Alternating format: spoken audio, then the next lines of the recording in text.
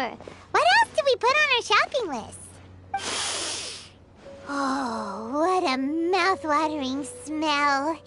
Paimon would know the aroma of biryani anywhere. Let's go get some. We can still add it to the list. Well, if it isn't the Traveler and Paimon. Wasn't expecting to see you here. Hello there. Oh, it's been quite a while. Huh. So you two are still hanging out together. Dehya, didn't you say last time that you were gonna head back to the desert? I said I was going to resign from being her bodyguard, not that our friendship was over. We're still the best of friends. The Holmayanis also still post jobs from time to time. Their pay is always generous, so me and the other mercs never pass them up. I told Dehya to just stay at our place when she took one of those jobs a few days ago. My parents were delighted. They even said that it always felt like we were missing someone whenever Dehya wasn't around. That sounds like something they would say, all right. They're always so welcoming. Anyway, the job is already taken care of, so I was gonna head back to the brigade as soon as I finished a little shopping. But the master kept insisting, and I ended up staying for another day. You can stay for as many days as you want, Dehya. Father hasn't even gotten around to treating you to his best dishes yet. You know I'm not the kind of person to stay put in one place like that, my lady. Don't worry, though. There'll always be next time. What? She said they'll treat you to the best dishes! I can't believe you can still refuse that! But wait. Didn't you say last time that you would take me on a trip to the desert? Why don't you just take me with you today, when you leave? There are so many places I still haven't visited yet. I'm sorry, my lady, but no can do. There's still a few things I need to take care of back at the brigade. Besides, the desert hasn't exactly been the most peaceful place lately. Oh, come on. Not this again. That's also what you said last time and the time before that. I know, I'm sorry. Just give me some more time, and I promise I'll plan the best trip ever for you. All right, fine. To be perfectly honest, it's not that I wanted to go, it's more like I feel like something is off about you lately. Ever since you first set foot on the estate a few days ago, you've been acting anxious and even paranoid. Have you been delaying our trip because you've run into some kind of trouble? Nah, are you kidding? You're worrying too much. Would you swear on that? Friends shouldn't lie to each other, you know. Wouldn't pry any further if you're willing to swear on what you just said. But if something really is bothering you, then just tell me. You know I'll help you however I can. Oh, looks like Dunyarzad was onto something. You're too perceptive, my lady. Seems I can't hide anything from you. I just thought that nothing good could come out of telling you about the messy happenings of mercenaries. Knowing too much only leads to more trouble. Mercenary life is a dog-eat-dog world where Mora reigns supreme. Everything operates on a completely different set of rules. That doesn't change anything about what I just said, though. We're still friends, and I can only support you if I understand what's bothering you. My lady, you're not gonna stop until you drag it out of me, are ya? All right, I'll share what I know. Let's go somewhere else first. This isn't exactly the best place for a discussion. Okay, let's talk here. Just try not to draw any extra attention. As you may already know, the Eremites have both a lot of mercenaries and a complex organizational structure. Many mercs are no different than me, just going around looking for jobs to earn some mora. My brigade is called the Blazing Beasts. We're not a large group, but every member is loyal and brave. However, not all Eremite brigades are like mine. Some are willing to cross all kinds of lines for the sake of mora. The most notorious is a faction known as Deshret's Relics. Deshret's Relics? Judging from the name, they must really look up to... Yep, you got it. I've heard that you've already crossed paths with Ain al-Akmar. They're one of the groups under the Relic's banner. Oh, you mean the group that tried to sell us the Divine Knowledge Capsule? Yeah, they weren't friendly at all. Deshret's Relics is composed of many smaller brigades like Ain al-Akmar. The Relic's headquarters issues orders to all brigades under his control. On any other day, I would want nothing to do with them. Unfortunately, though, the brigade that's stirring up trouble now is none other than Dakan al-Akmar. Dakan? I think it means beard or something. Believe me, it's a really stupid name. I found it insufferable for years. Anyway, the real issue is that Dakan al-Akmar is led by my father, Kusela. Say what now? I think I'm starting to understand your anxiety now. But what did they do? I won't go into details, my lady, but they've been involved in a lot of violent incidents. We're talking hundreds. Hundreds? Yep. The scenes tend to be quite gruesome, too. They strip the victims of all their valuables before murdering them. Not only have they targeted merchant caravans and ordinary citizens, but other mercenary brigades as well. That's beyond terrible. They won't even spare their own kind. I don't know how Deshret's relic sees it. All I do know is that Dakan al-Akmar has become more and more aggressive over the last few years. If I don't do something about them, then even my brigade or the people of Aru village could become their next target.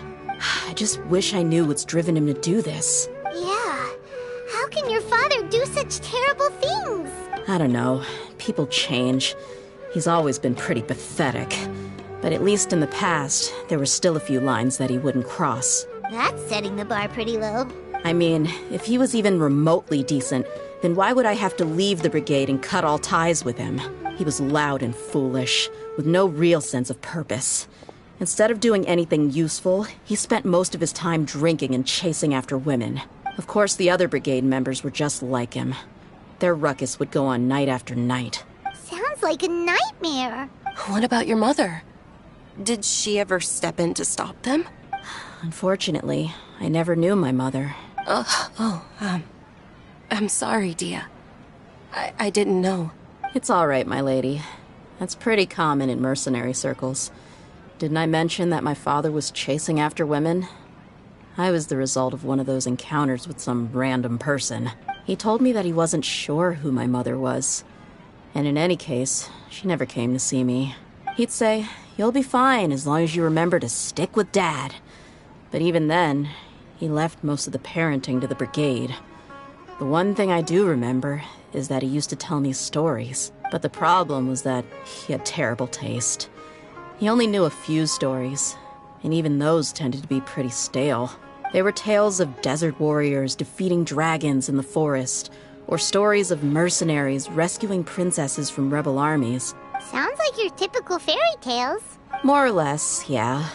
They were interesting maybe the first or second time around, but after about 20 repeats, they started to get a little dull.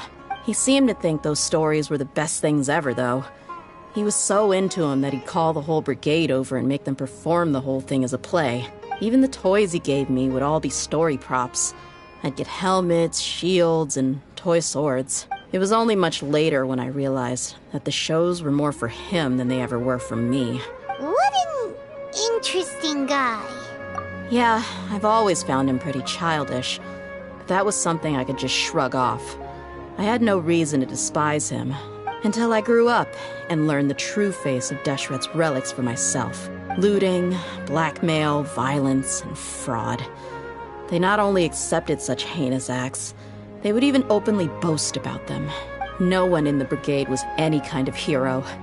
Instead, my father and his cronies were more like the bad guys that needed to be taken down. Did they really think that as long as they didn't do any of that stuff right in front of me, I would never know? I think I can understand your feelings. The difference between perception and reality must have hit hard. Yeah, but don't worry, my lady. It's all water under the bridge to me now. I had a huge argument with my father and left that place behind for good. I'm not investigating them due to any bitter feelings I still have towards my father. I just want to protect those that are close to me. Yeah, I told the boys to gather as much information as they could. Most of the reports concern violent incidents, but there's also some talk of smuggling. I see. But isn't this investigation incredibly dangerous? It is, but every mercenary lives life on the edge. It's a lifestyle that I enjoy. That may be true, but it'll be impossible for those who care about you not to worry. Well, now you get why I didn't want to share any of this with you. What should we do? They both have valid concerns. Huh? But there's no need for you to get caught up in this mess, too. Well, he's super tough, so if he went into the desert with you, then Paimon bets the problem will be solved in no time. I'm inclined to agree. I'd feel a lot more at ease if you took him along to help.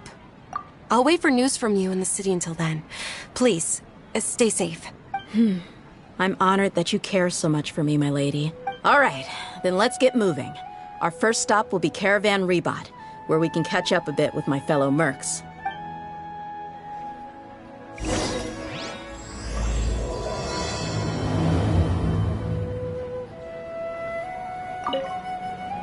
Please be careful.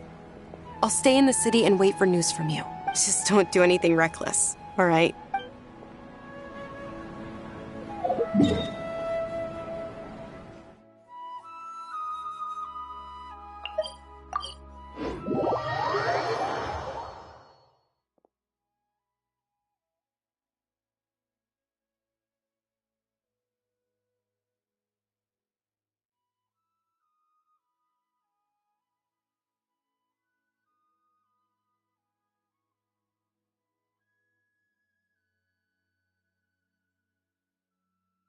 My people are used to the desert life, but still, I hope that one day they'll be able to find an oasis of their own and leave the sandstorms.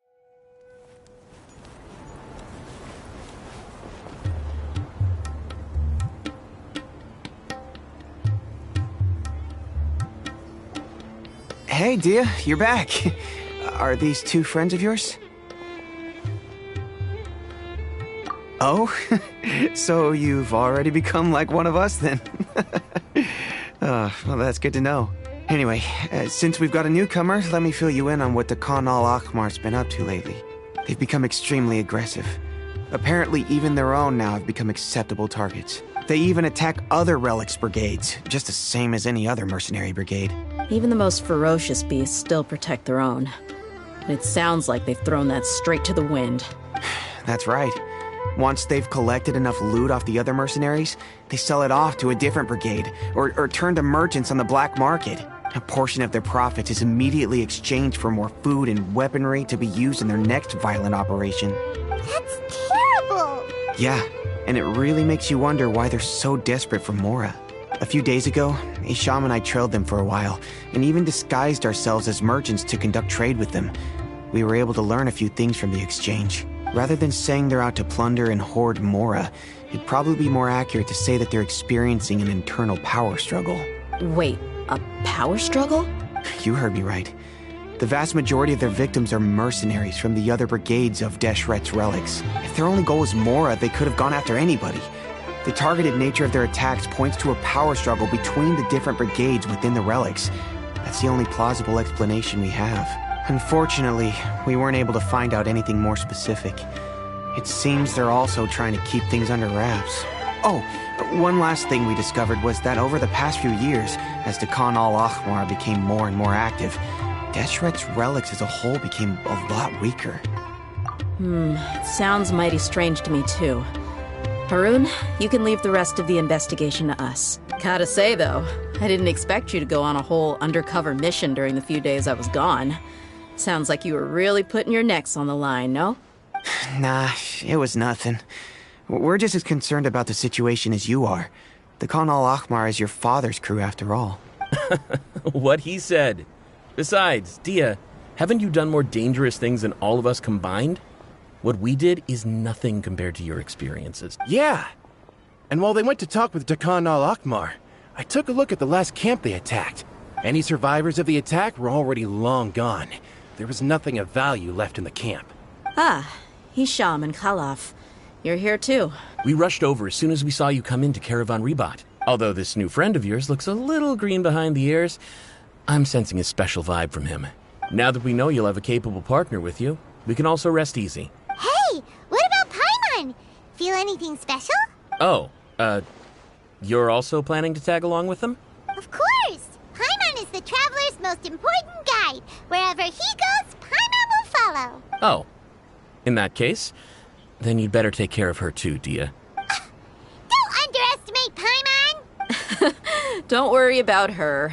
She may look tiny and helpless, but she's been through just as many battles as the Traveler here. Even if she had only survived on sheer luck, then that alone would still make her quite formidable. I had no idea. I guess I shouldn't judge by appearances. Oh, one other thing, Dehya. When you're free, why don't you update the deputy about your upcoming schedule? We held another recruitment event a few days ago, but everyone only came to see the Flame Main. You weren't around at the time, so people were pretty disappointed to only find our crew of rough, unkempt guys. The deputy put a lot of effort into the event, but it was basically for nothing. Only a few people chose to stay, and that really got to him. Sorry to hear that. I'll be sure to bring him some great liquor next time. I left in a hurry, and I couldn't make it back in time for the event. Gotta admit, I can understand their disappointment, though. You're our brigade's main selling point, after all. Now, if only the deputy could figure out a way to bring a few more smoking hot members into our ranks. Keep dreaming. Remember the last time I invited a couple gals into the brigade? You all just froze up with your mouths gaping like a bunch of scarecrows. The awkward silence and weird expressions left quite the impression on them. They were originally interested in joining us, but after that, they both told me they were too uncomfortable to stick around. Hey, didn't we agree to never bring that up again? Huh? Wait, are you serious? Why have I never heard about this? I don't think you were part of the brigade yet. Are you kidding me? I missed a once-in-a-lifetime moment like that and you weren't even gonna tell me? All right. We can tell you about it later. Now's not the time. Hey, don't you try to change the subject. You and Hisham get your butts over here and tell me everything right now. Are they always like this? More or less. There aren't many rules or graces when it comes to mercenaries. We're used to just speaking our minds. If someone starts getting under your skin, you just yell right back at them. And if that doesn't put an end to it, then you just challenge them to a fight. But we also don't tend to take many things too seriously. Being direct and getting it all out of your system as soon as things come up is better than keeping everything bottled up, never talking about it. That's also why I never spare their feelings when I talk to them. If I want to laugh, I'll laugh. If I'm angry, then I'll unload on them. It's hard to stop once you get used to it. Though, I can never do that when I'm with the Homayanis. Hey, knuckleheads! Can you at least tell me the rest of the intel before you go back to your bickering? Yeah, you hear her, Holloff? Told you we gotta focus on the investigation first. I drew up a map. Right here is the spot. There you'll find the merchant caravan responsible for getting rid of Dehya al-Akhmar's looted goods. All you gotta do is wait and ambush them in the evening. They'll have no idea what hit them. Perfect. Thanks for that. Be sure to pass my regards to everyone else in the brigade as well. Will do. You stay safe, Dehya.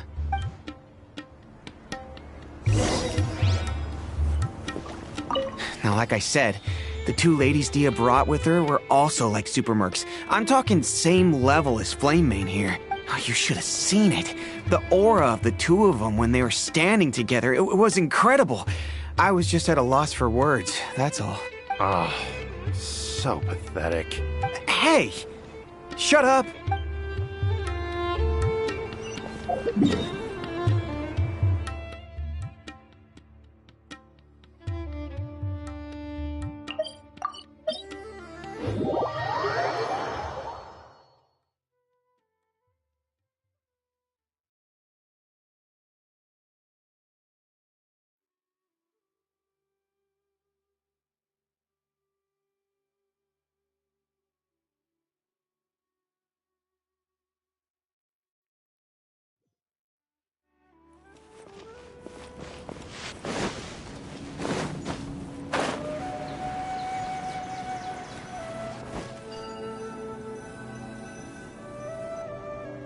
This should be the place. Let's find a spot to hide and bide our time. It's gonna come down to a fight one way or another, so let's all be careful. No need to worry. He knows his way around a fight. I'm not worried about that. What I meant is that we probably shouldn't go too hard on the enemy. After all, we still need to get information out of them.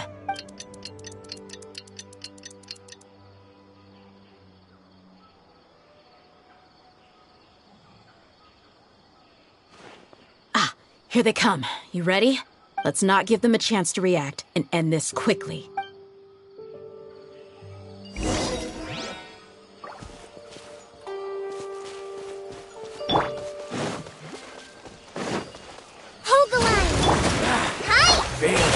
lucky today.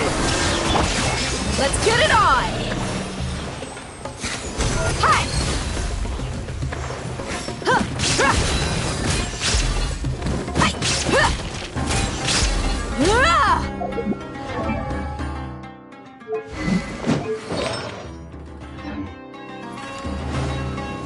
I'll be back.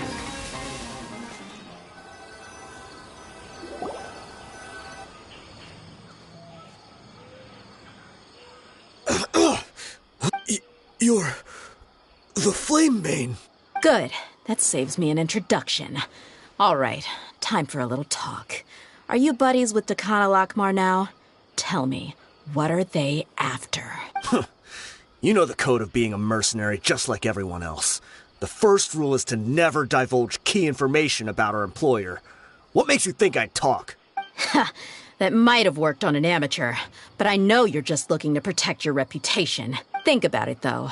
What's your reputation worth if you won't have the other tools you need to succeed in this line of work? Tools like, I don't know, your limbs or eyes? You've got 5 seconds. You might want to think twice about how much your employer's information is worth to you. Whoa! I'm not joking around. We can do this the easy way or the painful way. 2 seconds! I'll save you the trouble.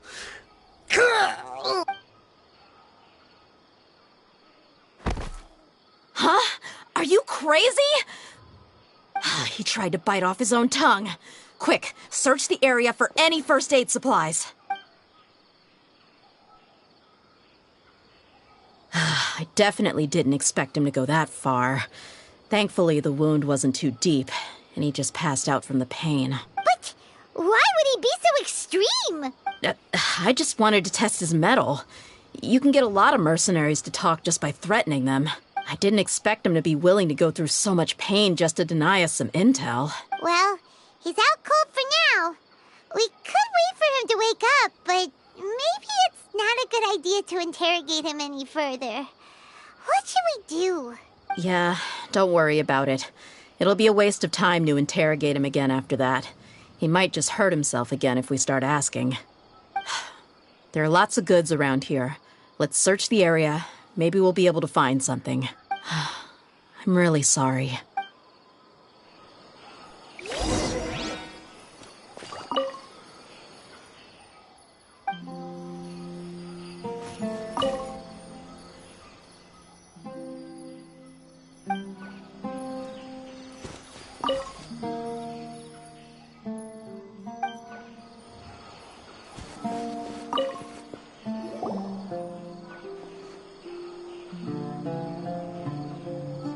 We found a piece of paper with a bunch of names on it.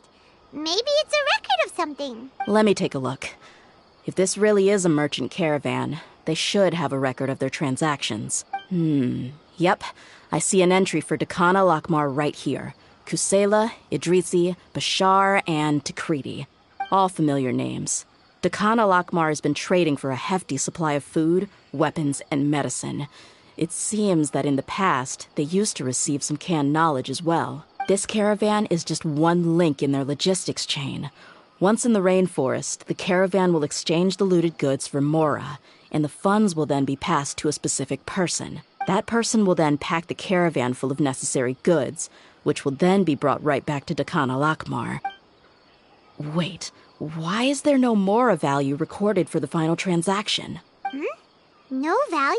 Yeah, every transaction before the last one was marked with an exact amount of Mora, but the final one, where they paid for everything to be brought back to the desert, was simply marked as delivered. Perhaps, but they couldn't have known how much they would make off selling the loot. Do they not care about profit margins at all? Anyway, the next part's the records of the goods themselves. There are a lot of entries. Everything was probably sourced from the rainforest. Huh? What's wrong? Shahzaman Homayani? Homayani? You mean Dunyarzad's family? Could it just be another family with the same last name? I'd be surprised to find someone with the exact same first and last name. Shahzaman Homayani is Dunyarzad's father, and the head of the Homayani family. Just what the heck is going on here? I'm sorry. You're right. I'll consider what we found and not jump to conclusions just yet. But what this piece of paper confirms is that the Homayani family has been providing goods to Dakana Lakmar.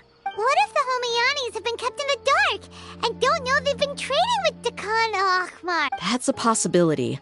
But if that was the case, why is this caravan specifically named Shahzaman as their person of contact? They could have just as easily bought goods such as food and medicine directly from Caravan Ribat or Port Ormos. Yeah, funding violence and looting. The brigade gets the goods, and he is paid the proceeds from the sale of the loot. But why would he do something like this? It's not like the Homayanis are in need of money. I honestly have no idea. I've been to their estate many times, and I've never noticed anything suspicious. The only potentially large expenditure I could think of would be the treatment costs for Dunyarzad's Elazar. Maybe they borrowed a lot of Mora in the past, but that's still just a speculation. I don't think the Master would stoop so low to make Mora. You're probably right. I know my lady's personality, and she wouldn't deliberately keep something like this from us. But what should we do now? All we found is just another mystery. If you ask me, we already have no choice but to confront her about this. I'm not worried. It's too early to make a verdict yet. I still have faith in the Homayanis. Let's go find my lady again. We'll tell her everything and see if she's willing to lend us her support. If we're lucky, we can not only figure out the mystery of this paper, but also follow the trail of breadcrumbs to the people responsible at Dakana Lakmar. Dehya, are you sure this is the best decision? What if instead of getting the help we need, we just end up revealing everything we've discovered to the enemy? I've considered that possibility. But even still, I want to tell her what we found. I think I owe her that much. True friendship is built on trust. She showed genuine concern for me when we first brought up the topic. I can't repay her kindness with doubt and suspicion. That's not how I deal with people. You're right. Paimon wants to trust Dunyarzad too. Yeah. Let's pay another visit to Sumeru City.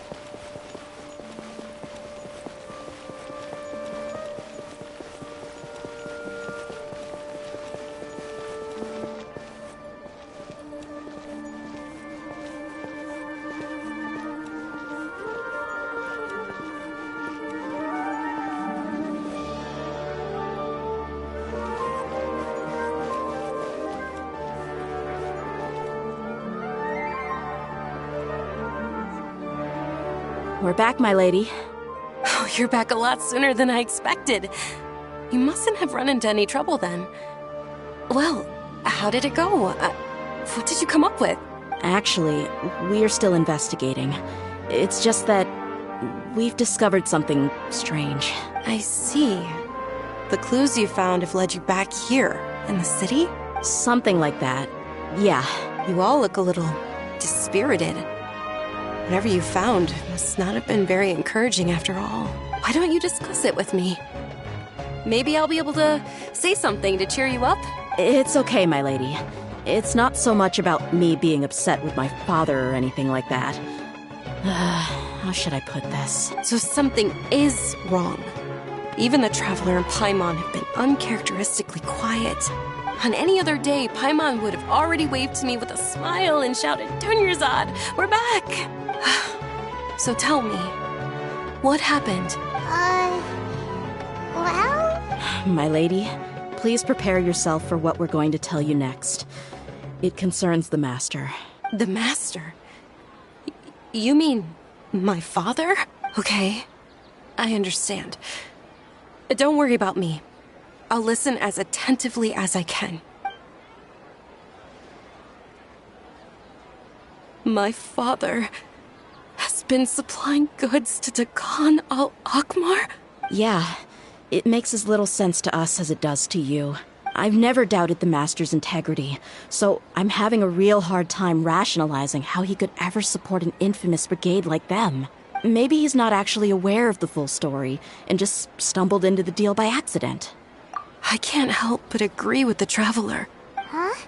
You mean you feel the same way, Dunyarzad? Thank you for sharing all this information with me. Since you've told me everything you know, I should also tell you about some doubts that I've been harboring for quite a while. In the past, I thought that my father hired a bodyguard for me so that I wouldn't run away and get lost. However, there are plenty of capable mercenaries in the Corps of 30. Why did my father go out of his way to hire Dehya? About that. Well, the Homayanis really needed bodyguards, so they reached out to the Blazing Beasts. Later, the Master told me that I was one of the best mercenaries he'd ever seen, and that I should stick around to become one of his bodyguards. He offered me a pile of mora, so I just signed on. Well, but that didn't really answer my question. Just think about it. Why did my father specifically reach out to the Blazing Beasts? Maybe the Corps of 30 just didn't have anyone available, or maybe someone recommended us. I've never given it too much thought. I think I get what you're saying. You'd think none of this was a coincidence. Precisely. At first glance, nothing seems strange or out of place. But there are many parts of the story that don't actually make any sense. If my father had always been in contact with Dakan al-Akmar, then it would make sense for him to bring Dehya into our house. You mean the goal all along was to get Dehya to be your bodyguard? No, that's too much of a stretch. I cut all ties with my father a long time ago. He has no control over my life anymore. But that still doesn't rule out the possibility that your father has still been trying to influence your life without you knowing. So, the Master was not likely an innocent victim in all of this? Sorry we put all this on you so suddenly, Dunyarzad. It's okay, Paimon. I should actually be thanking you. Regardless of his reasons, if my father has truly been funding a violent group of mercenaries, then it's my duty to bring him back to reason. But is that really the right thing to do? My father has committed many atrocities and deserves all the punishment that he has coming to him. I have zero sympathy for him. You may call me an ungrateful child, but my feelings will remain the same. However, the Homayani family has treated me with nothing but generosity and kindness. If we decide to investigate this further, we could end up implicating the entire Homayani family. I would be biting the hand that's fed me over all these years. Dehya. It's all right, Dehya. If anyone were to ask, you could always just say that I'm the one who instructed you to get to the bottom of this. You don't have to do that, my lady. I'm not conflicted because I'm afraid of taking responsibility. Besides, you're the one we should all be worried about right now. Hey, it's still too early to give up hope. What was the thing about friendship again? Right, yeah, trust. You said that yourself, Dehya. Besides, there's no point on getting all riled up before we've confirmed all the facts. Thank you, everyone. That makes a lot of sense. I guess I should always remember the trust that I've placed in people. In which case, my lady, could you ask the Master to come out and have a chat with us? Sure thing. I also hope he'll be able to give us a logical explanation. Let's meet at the usual place then. Usual place? Ah, right.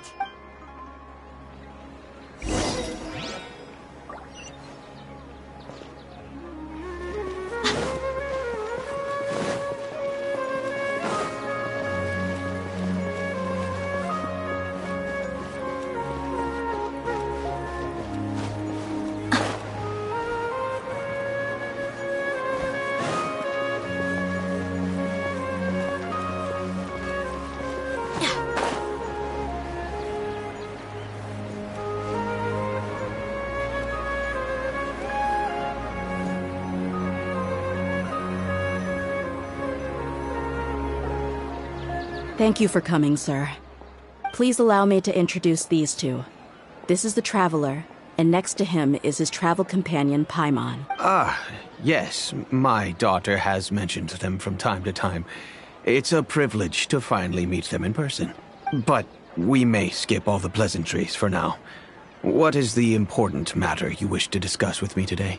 Well, we wanted to bring this transaction record to your attention. There's something on this record that we're all pretty curious about. So, that's what you found? Huh. Seems like I can't keep everything from you much longer.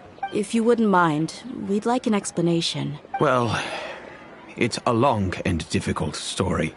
And to be perfectly honest, I'm not sure if I'm doing the right thing.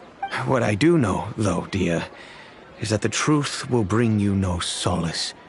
If anything, it will likely cause you a great amount of anguish. Wait, me? Yes. I understand perfectly why you came to see me. And I am touched by your collective commitment to do the right thing. But knowledge always comes at a price. And sometimes, as they say, ignorance is bliss. Your father, Kusela, and I both believed that. Of course, you have the right to seek and learn the truth, but I must warn you. The facts of this matter may reduce everything you've built for yourself into sand, blowing in the wind. If you must proceed, then Kusela's heartfelt efforts will also fade into the wind like a fleeting mirage. His heartfelt efforts? I'm sorry, sir, but I'm not sure I follow. I've made it this far in life without a single drop of my father's support. I have my own ideals and ways of looking at the world, as well as people and causes that I've chosen to cherish and fight for. None of these things have anything to do with him. I came here today to support you as the head of the Homayani family. No warning will change my stance on that.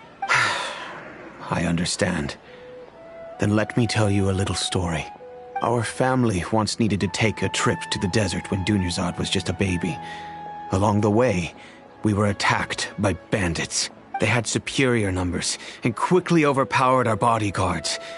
When all seemed lost, a group of passerby Eremites lent us their support. Those Eremites were Kusela's brigade, Dehya al-Ahmar. Kusela's men told me that the attackers were Eremite mercenaries, just like themselves. I was shocked. Why would Dehya al-Ahmar go so far to save us and not spare the fellow Eremites? Kusela was grinning and walked over to play with baby Dunyarzad. She was startled by his unfamiliar face and nearly started crying. Really? I never knew. He said that he had no particular reason to help us. He just took pity on us because he had a daughter about the same age. We started talking about our children, and I sensed that he was a devoted father. To repay his kindness, I hired his brigade to help out at our estate for a time, and offered everyone generous remuneration. So, that's what happened. It was many years before I saw him again. I almost didn't recognize him the next time he came knocking on my door. The man I knew to be strong and healthy had been reduced to a shell of himself. He couldn't even walk anymore without his cane. So, what happened to him? He was perfectly fine when I left the brigade. I'm not too sure myself. The only thing that didn't change was his cheery disposition. He said there was absolutely nothing to worry about and that he had gotten into a fight. That was all. He then suddenly asked me if Dunyarzad, now that she had grown, would need a bodyguard of her own. At the time, Dunyarzad was going through a particularly severe bout of her Elazar. There was no need for her to have a bodyguard when she could barely leave the house. But he kept coming back to the topic. Come on, it never hurts to be safe. How do you know a bodyguard won't come in handy one day? I was completely lost at first, until he recommended the Blazing Beasts, and in particular, a mercenary named Dehya. So he was the one who recommended Dehya to you. Indeed. He didn't say it out loud, but it was clear that he saw Deshret's relics as an evil group who would eventually corrupt every member in their ranks. He was already beyond redemption, but he hoped that he would be able to detach his daughter from the vicious world of mercenary life. If Dehya could stay in my house and keep working as a bodyguard, then gradually her affinity for the desert would decrease, and she'd be able to leave her previous life behind. And that's why you offered her such generous compensation? Yes, but not just because of that. From the moment that he asked me for that favor, I also began to see Dehya as my own daughter. And that's also why I tried to persuade you to stay when you asked for permission to leave. I was willing to spend however much it took. Kusela saved my daughter and I all those years ago in the desert. I could never refuse him entrusting his daughter to me. He was always like that, acting like he's oh so smart and self-righteous. Kusela said that he'd reimburse me for a portion of Dehya's fees. I refused to take any mora from him, but he'd always send me funds anyway. Eventually, I just accepted them as a token of his gratitude. And that went on for a while until I received another letter from him a few years ago. The letter contained a request to help him buy food, weapons, medicine, and even explosive materials. Wait! Isn't that around the time that Dakan al-Ahmar started becoming more aggressive? That's right. When I started to hear some nasty rumors, I became wary. I wanted to meet him face to face to discuss things, but by then, he was no longer receptive to my requests to talk. If I had to guess, it's probably because he doesn't want to put Dehya at risk. That thought occurred to me as well. I figured that he probably came to me for help because he had nobody else to turn to. After some deliberation, I decided to send him some food and medicine. I turned down all his requests for explosives and weaponry. I am aware that even such a reduced gesture of support could lead to others coming to harm, but I could not simply reject his plea for help. In the end, it probably was the wrong decision. I plugged my ears to the rumors and just chose a solution that made me feel least guilty about myself. If you can, please tell me where he is now. None of the things he's doing right now make any sense if he's just trying to keep me from getting tangled up in his world. If all he wants to do is steer clear of me, then maybe he shouldn't have brought me into this world in the first place. Oh no. Dehya, please don't feel that way. I'm just angry because I can't wrap my head around any of his actions. Another way? I don't know. I knew him, and he was nothing more than a childish brute. I can't understand what's going through his head, but I guess you do have a point. We haven't uncovered the whole truth yet. We still need to figure